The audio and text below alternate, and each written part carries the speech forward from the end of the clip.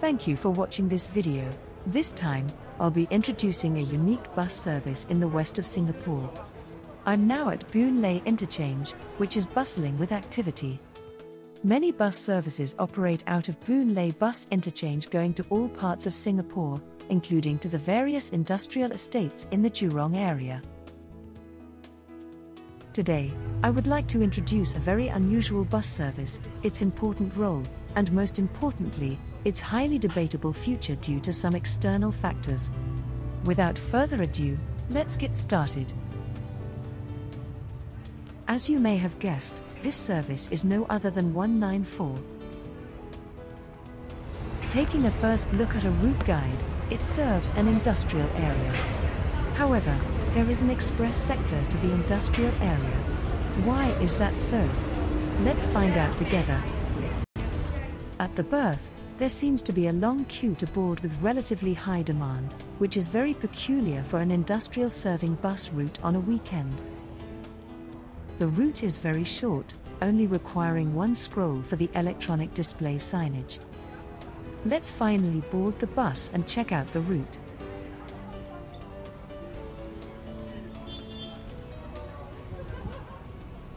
The bus featured is SBS 3670Y, a right-bodied Volvo B9TL.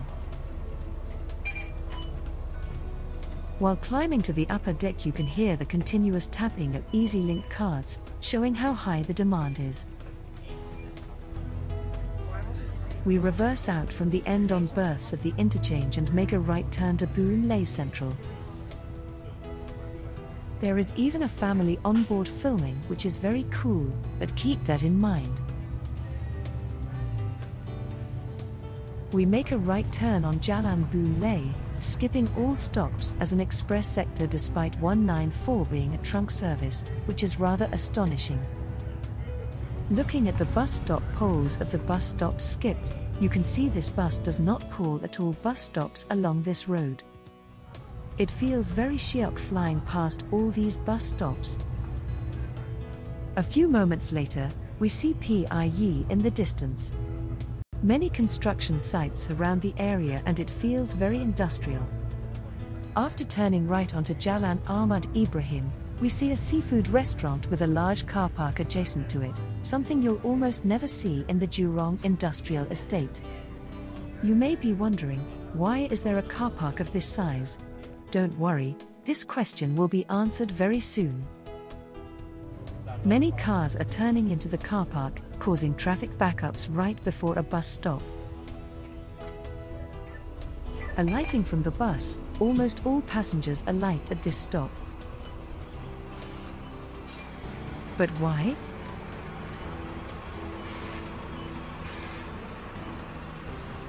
Here's the reason behind the high ridership of 194.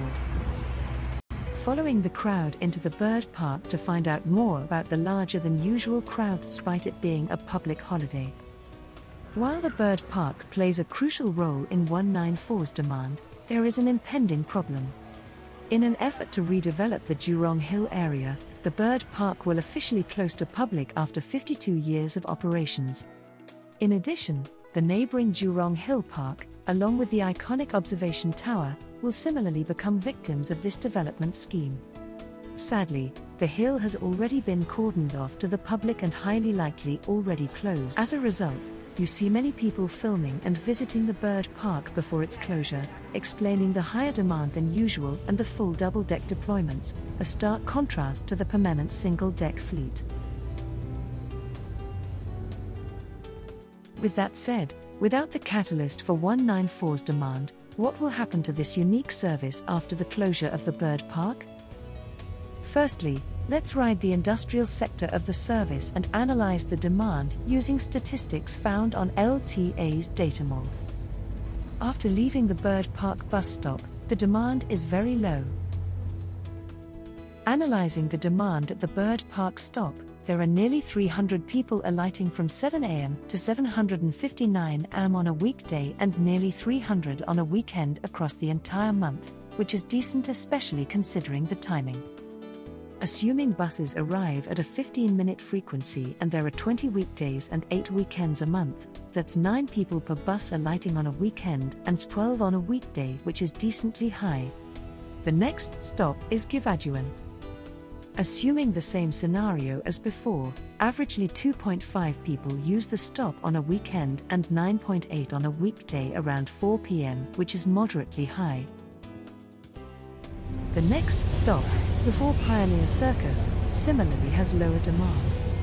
With the same scenario, averagely 0.9 people use the stop on a weekday and 0.4 on a weekend from 3 p.m. to 3:59 p.m., which is low.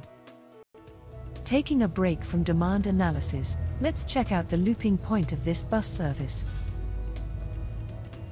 The bus loops here at the roundabout near Pioneer Road, where the bus turns back towards the interchange.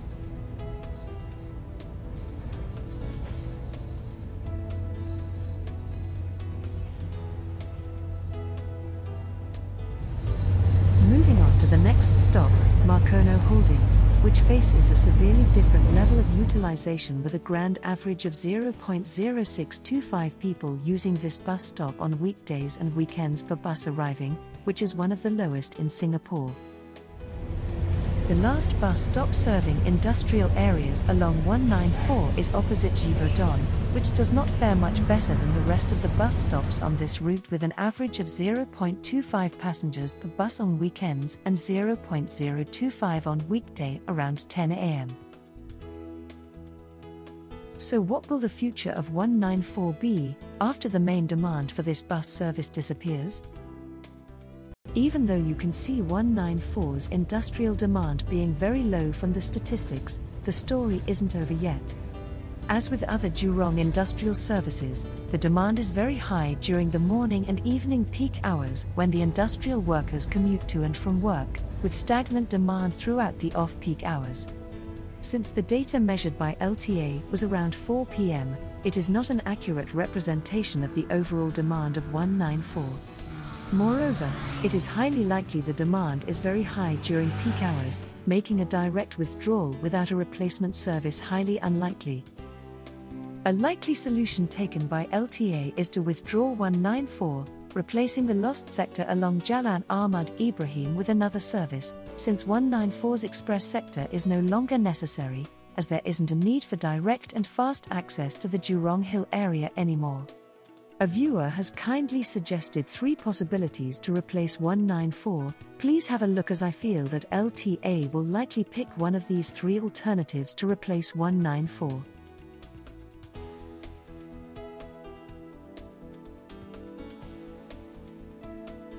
In conclusion, I hope that LTA will announce a replacement service for 194 that is beneficial to commuters, or even keep the route as it is. However, that's very unlikely based on LTA wanting to cut costs as much as possible.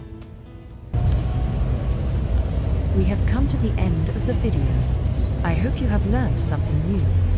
If you enjoyed this video, why not like, comment, and share this video?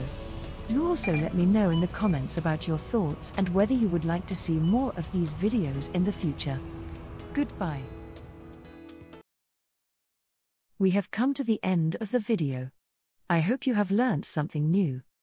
If you enjoyed this video, why not like, comment, and share this video? Do also let me know in the comments about your thoughts and whether you would like to see more of these videos in the future. Goodbye.